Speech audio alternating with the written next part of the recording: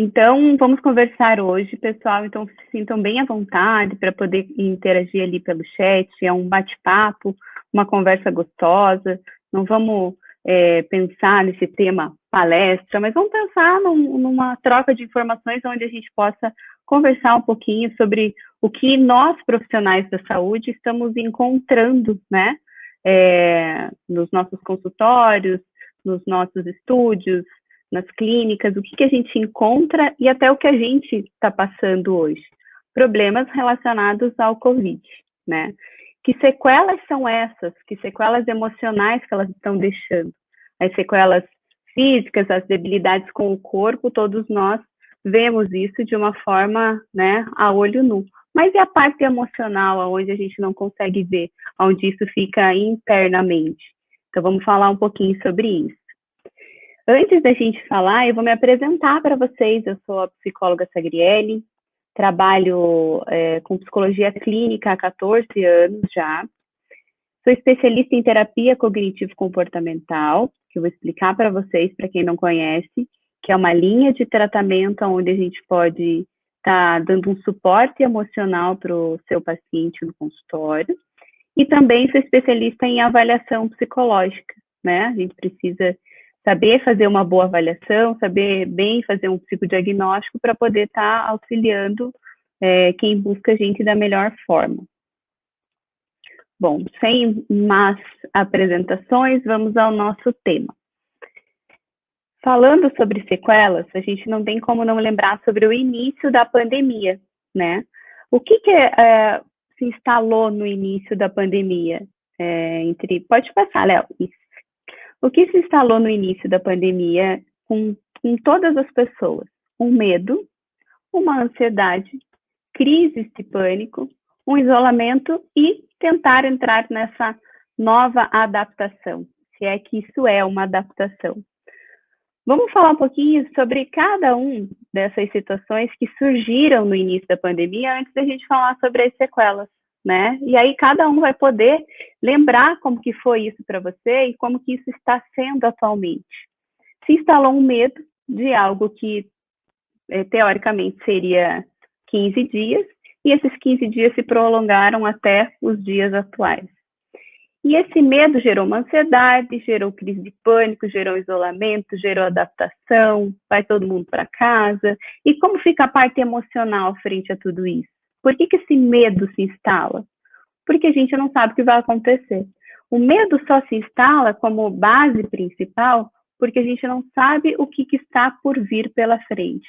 E aí a nossa mente começa a imaginar coisas, começa a gerar uma preocupação com o futuro, uma crise de ansiedade, um pânico, e por aí, né, vocês podem fazer uma retrospectiva de como vocês foram se sentindo no início voltados a isso. Após isso, muitas pessoas desenvolveram o Covid-19, pegaram o Covid-19 e se curaram. E aí começou a surgir estudos voltados para isso. O que esses estudos falaram para nós, né? Pode passar ali para mim, por gentileza. Eles falaram que 1/5 dos pacientes da Covid-19, eles desenvolvem transtornos mentais. E o que seriam esses transtornos mentais, né? Quando a gente fala o nome transtorno mental, gera às vezes, puxa, será que eu estou com um problema grave? São aqueles que a gente citou lá no início. Ansiedade, depressão, crise de pânico, né? Esses transtornos mentais, nessas pessoas, acabam desenvolvendo outros problemas voltados a isso. Então, as pessoas que tiveram a doença, elas tiveram mais riscos de serem diagnosticadas com depressão e ansiedade, segundo uma fonte de um jornal que saiu a notícia recentemente. Eles fizeram essa pesquisa no ano passado. Então, é muita gente, se a gente para pensar, 1/5 das pessoas que pegaram Covid desenvolvem depressão ou ansiedade, ou elas têm critérios significativos para desenvolver isso. E aí a gente vai falar um pouquinho do que é essa ansiedade e quais são os sintomas frente a tudo isso. Pode passar, por gentileza. Nos 3 primeiros meses, após a pessoa testar positivo para o COVID, cada uma das pessoas fez um estudo, ela desenvolveu o transtorno psicológico dentro da depressão e da ansiedade, e essa porcentagem chegou ali a 18%, segundo uma universidade de Oxford. Então, nos 3 primeiros meses, depois que a gente está falando inicialmente das pessoas que se recuperaram do Covid, aquelas que não chegaram a ser hospitalizadas, aquelas que ficaram em casa em isolamento. Depois dos 3 primeiros meses, né, os 3 primeiros meses, eles mostram que o isolamento, a falta de contato com as pessoas, as coisas que a sua mente começa a criar em relação a isso, né, pode desenvolver transtornos de ansiedade, até mesmo depressão. Não sei se tem alguém aqui que já pegou, se alguém já teve alguém na família, ou até mesmo acabou atendendo, mas se você parar para conversar, perguntar para a pessoa que se curou, o que você sentiu no início, né? Senti muito medo de contaminar outras pessoas, medo de passar para minha família, medo de não estar aqui, medo de sofrer. Você escuta muito a palavra medo. E esse medo vem de tudo que a gente acaba observando, né? Das informações, das notícias e até mesmo do que a nossa mente vai produzindo em relação à ansiedade. Às vezes, você entrou uma pessoa no seu estúdio, no seu consultório, e passa-se um tempo depois, essa pessoa manda uma mensagem para você falando que ela está com Covid. O que você começa a fazer? O que sua mente começa a produzir? Sintomas. Sintomas que chamamos de doenças psicossomáticas.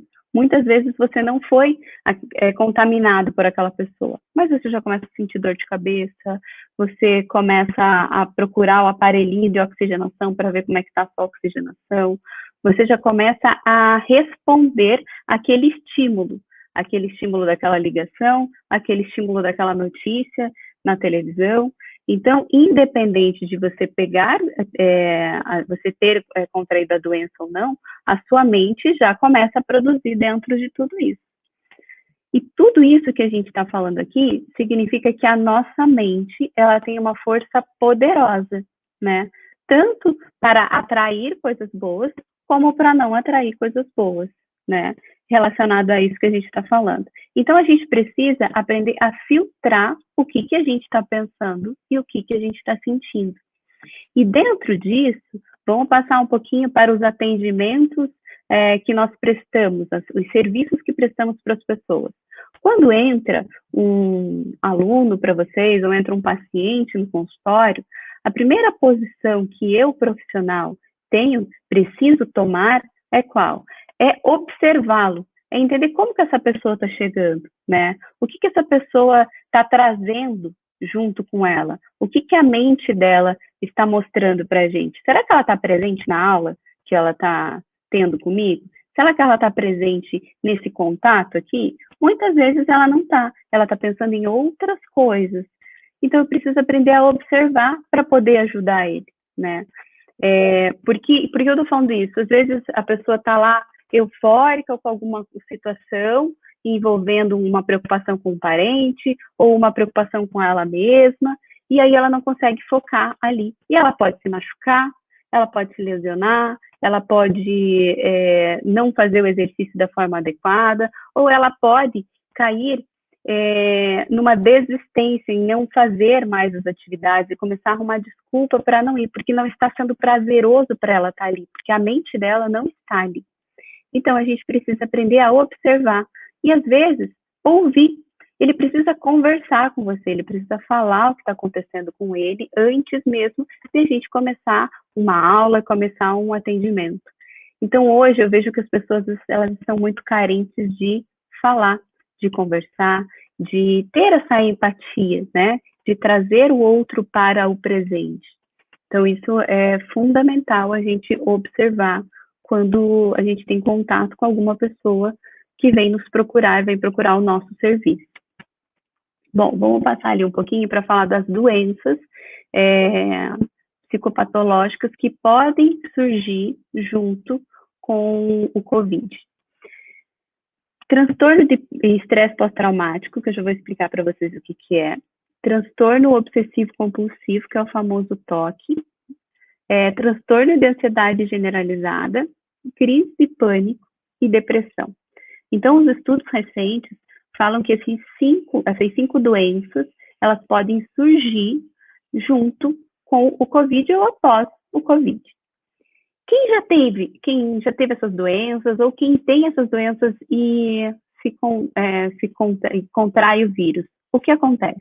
Potencializa muito. E aí vocês vão entender por que potencializa, que eu vou explicar resumidamente o que é cada doença dessa. O que é como o nome já diz, um transtorno de estresse pós-traumático, né?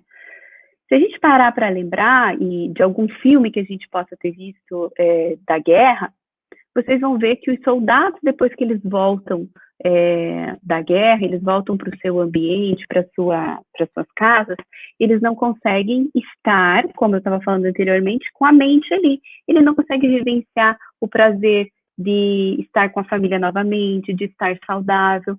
Então, ele tenta estar ali, mas ele não consegue. A mente dele fica pensando na guerra, ele começa a escutar barulho, ele começa a escutar vozes, e aí começa a desenvolver um estresse pós-traumático, começa a vir flashes na cabeça dele do que aconteceu. Existem vários filmes que mostram e relatam isso, históricos das pessoas pós-guerra tentar voltar para um convívio social.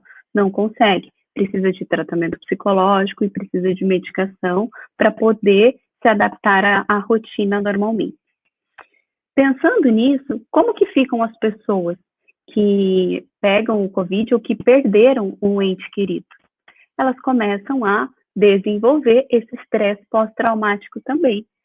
Ela se recupera e aí ela pensa, puxa, vou sair na rua, e se eu pegar de novo? Foi tão sofrido, e se eu passo para o meu pai? E se eu passo para minha mãe? E se eu passo para o meu marido? E se eu perco alguém? E aí a mente dela começa a trabalhar igual uma panela de pressão, sabe? Começa a pressionar, pressionar, pressionar, e entra um monte de pensamento ali. E aí começam a vir as reações físicas. A mão começa a suar, o coração começa a apertar, ela sente uma tensão muscular, ela começa a sentir as coisas novamente. Faz o exame e está tudo bem, ela não tem COVID. Então, precisa de um apoio psicológico voltado a isso. Transtorno de estresse pós-traumático, ele desenvolve em pessoas que passaram por eventos estressantes e não conseguiram cognitivamente superar aquela situação. O transtorno obsessivo-compulsivo, que é o famoso TOC, que acredito que muita gente já tenha ouvido falar, porque ele estava como um assunto da atualidade nos últimos anos, a pessoa começa a desenvolver comportamentos repetitivos, e ela também começa a desenvolver pensamentos repetitivos, através de gatilhos mentais que desencadeiam isso dentro dela. Então, já pode-se entender, passei por uma situação de COVID, perdi uma pessoa e começo a imaginar, ter pensamentos obsessivos e que isso vai acontecer de novo. Porque as pessoas se sentem muito vulneráveis, nós nos sentimos muito vulneráveis, né? Penso se estou usando a máscara direito, se não estou usando a máscara direito, se eu vou sair, se eu não vou me contaminar. No início da pandemia, as pessoas tinham medo de ir ao mercado e trazer o vírus para casa. Hoje isso está um pouco mais, entre aspas, equilibrado, mas ainda tem essa preocupação exacerbada. E com razão, mas a gente precisa sempre trazer a nossa mente para o presente. Transtorno de ansiedade generalizada não é eu me sentir ansioso para assistir a palestra, eu me sentir ansioso para um evento que eu vou, mas sim uma ansiedade onde ela perde a qualidade de vida e aí a gente não consegue mais se desenvolver. E aquelas reações físicas que eu falei agora há pouco, ela também se torna presente em todos esses transtornos que estão descritos aqui. Crises de pânico. O que seria uma crise de pânico? Muito parecido, os hospitais sempre recebem pessoas acreditando que estão infartando, porque a crise de pânico, ela é muito parecida os sintomas com pessoas que estão infartando, Você vai para o hospital, você está com muita dor no peito, seu braço começa a formigar, e aí chega lá, faz os exames e não tem nada. Por quê? Por um nível de estresse de coisas que estão ali carregadas na sua mente e você não consegue viver, não consegue pensar em outras coisas, e como o coração começa a apertar, a primeira coisa que você imagina é que você está infartando. E aí essas crises de pânico, elas vêm de uma forma, que eu sempre escuto no consultório dos pacientes falando, ela vem do nada. Ela não vem do nada. São pequenos gatilhos mentais que muitas vezes inconscientes vão ativando situações e quando dá aquele boom, desenvolve no corpo e o corpo começa a se manifestar. Depressão. O que seria a depressão, né? Depressão também é um assunto que está na atualidade, todo mundo fala sobre depressão, e depressão não é só se sentir triste. Ao contrário do que as pessoas pensam, não é aquela pessoa que só fica deitada na cama, triste, chorando, não quer comer.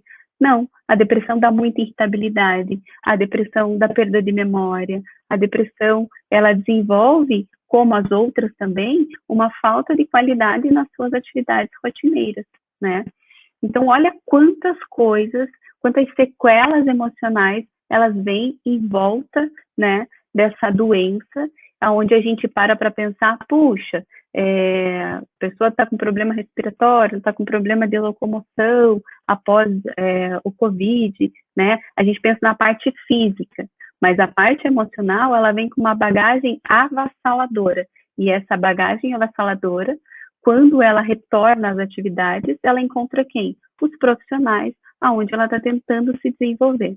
Se eu identificar que essa pessoa precisa de um auxílio, de uma ajuda, porque alguma dessas coisas que a Sagre falou hoje aqui, eu identifico no comportamento dele quando eu estou atendendo, eu preciso só conversar, ter empatia, trazer ele para o presente, fazer ele pensar sobre aquilo, abrir a possibilidade da pessoa buscar um tratamento, né? Porque se existe um preconceito em buscar um tratamento para isso, porque a pessoa não reconhece isso como uma dificuldade.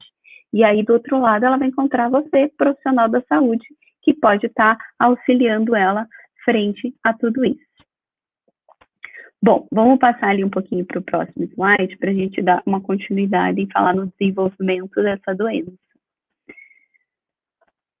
Bom, vamos ler ali juntos. Considera-se que o COVID, que o coronavírus, poderia induzir sequelas psicológicas através da infecção viral diretamente no sistema nervoso central. Então, veja como tudo está envolvido ao nosso cérebro e à nossa mente, né? O sistema nervoso central é o que ele comanda tudo no nosso corpo, né? Ele comanda a nossa fala, ele comanda o nosso movimento, ele comanda os nossos pensamentos, e tudo isso vão desenvolvendo fatores estressantes em conjunto com o isolamento social. Junto com esse isolamento social, vem o que a nossa colega anterior falou, em relação ao distúrbio do sono, insônias, medos novamente, preocupações excessivas com o futuro, como que eu vou conseguir retomar as minhas atividades? Será que algum dia essas atividades vão ser retomadas? Essa nova variante que está chegando, será que vai ser dessa forma? Será que vai ser da outra forma? Então, sempre está pensando lá na frente, nunca está pensando no agora, né? Se a pessoa parar para observar o agora, estão passando várias coisas na frente dela e ela não consegue estar presente naquele momento que estão passando. E aí essa previsão do futuro é sempre de uma forma catastrófica, sempre de uma forma com desgaste emocional muito grande. E o que causa esse desgaste emocional? Causa um desequilíbrio na parte psíquica do indivíduo, né? Na parte da conexão da mente dele com o dia a dia, com os fatores que possam estar surgindo naquele momento. Às vezes o seu filho está crescendo, você não consegue observar, às vezes está acontecendo uma coisa maravilhosa ali na sua casa e você não consegue saborear isso. Você fica só dentro daquele medo de contrair de novo e naquele ruminar de pensamentos que ficam dentro da nossa mente. volto a falar de novo, a gente se sente muito vulnerável pós esse Covid, né? E a gente chama isso de síndrome pós-Covid. E essa síndrome pós-Covid acaba gerando todo esse desgaste emocional. Quando se perde entes queridos voltados devido à doença, o desenvolvimento dessas doenças, ele vem de uma forma muito mais avassaladora. Por quê? Porque a gente está falando de luto, está falando de perda, está falando de não ter mais a convivência com essa pessoa, e aí isso precisa realmente de um acompanhamento, de uma ajuda, né, de uma escuta ativa, tanto nossa, de psicólogos, quanto de outros profissionais que estão voltados a estar trabalhando com pessoas que desenvolveram ou que passaram por essa perda inabalável. Bom, vamos passar ali para o próximo slide, vamos falar um pouquinho sobre o tratamento, e aí que entram todos os profissionais para estar acompanhando, voltado a isso. O que eu vejo que é fundamental e o que tem aparecido muito no meu consultório? Nós sabemos que pessoas que têm uma crise de ansiedade, que têm todos aquelas outros critérios significativos para desenvolver aquelas doenças, para ela voltar para uma atividade normal, ela precisa ter 3 tratamentos básicos ali, um acompanhamento psicológico para ela poder falar, para ela poder se ouvir, ela poder trabalhar dentro de tudo isso. A linha que eu trabalho, que é a cognitiva comportamental, ela vai ensinar o paciente de algo que se chama psicoeducação. Ele vai trazer o paciente para olhar para dentro da sua mente através de exercícios dinâmicos, flexibilizar esse comportamento não saudável, trazendo os sentimentos e os pensamentos para o presente e aprender a modificar tudo isso. Dependendo do caso, precisa de um acompanhamento psiquiátrico para poder estar tomando medicações para ajudar aos seus neurotransmissores a produzirem novamente aquilo que você perdeu. Então, a medicação ela é fundamental, em alguns casos, entrar também junto com isso. E a atividade física. Uma pessoa que pratica e tem o hábito de se movimentar, de criar uma rotina de atividade física onde ela sinta um prazer, ela vai estar produzindo ali dopamina, serotonina, endorfina, ocitocina, que são os hormônios do bem-estar, os hormônios do prazer. Então, trazer o meu cliente, o meu paciente para a atividade física, onde entram vocês aqui, tornar essa atividade física mais saudável emocionalmente para ele também, e não só pensando na parte, né, do culto ao corpo, mas sim do culto à mente, onde eu possa estar trabalhando dentro disso. Então, a atividade física é fundamental pós o tratamento do COVID, pensando na parte emocional. A parte emocional é o que comanda tudo. Então, é fundamental a atividade física dentro disso.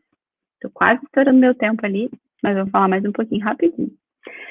A síndrome pós-Covid se manifesta da forma intensa, desencadeando gatilhos emocionais, os quais necessitam de um acompanhamento profissional para a reabilitação emocional desse indivíduo. O que seria essa reabilitação emocional desse indivíduo? Bom, como a gente falou ali, é fundamental que a pessoa tenha essas atividades voltadas a entrar de novo dentro disso. Opa! Estão me ouvindo? Acho que cortou. Dá para me ouvir? Se alguém puder dar um oizinho ali. Está ouvindo? Pode continuar. Que deu uma travada aqui. Tá.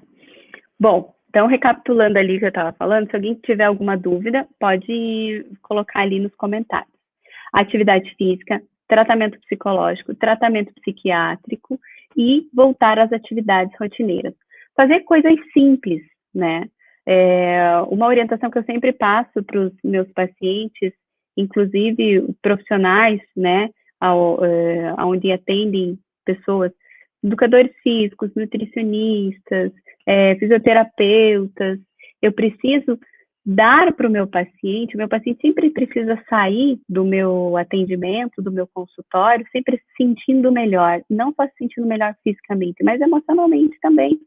Sempre perguntar para ele, quando ele chega, o que ele está sentindo naquele momento, onde você vai ter uma escuta ativa, e quando ele está indo embora também. O que você sentiu hoje? Como que foi tua aula? Como que foi o nosso desenvolvimento aqui? Né?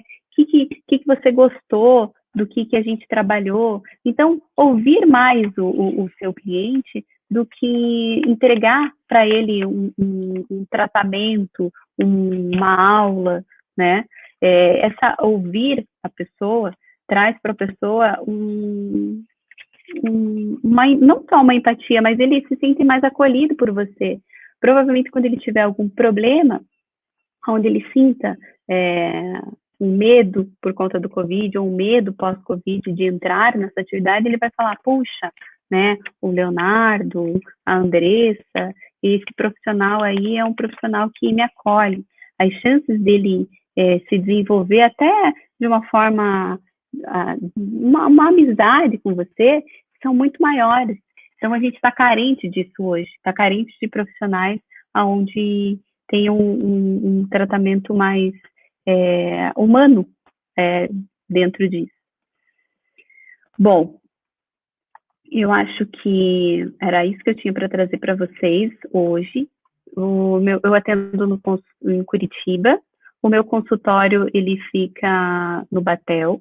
Eu atualmente atendo pacientes presenciais e pacientes online. Então, eu vejo que o Covid ele não trouxe só, né, tudo isso que a gente acabou de explanar dentro disso, mas ele trouxe esse novo, né, esse novo que a gente pode chamar assim, esse novo normal, né, essa nova modalidade, ele trouxe muita coisa boa também.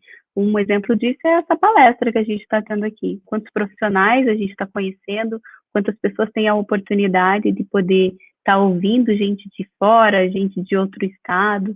Então, isso se tornou muito mais acessível. O Covid é uma coisa séria, é uma coisa que causa muitos danos emocionais, danos físicos, mas ele também traz, né, essa oportunidade onde isso se desenvolveu e a gente pode atender pacientes de fora, a gente pode atender, ter uma aula como essa.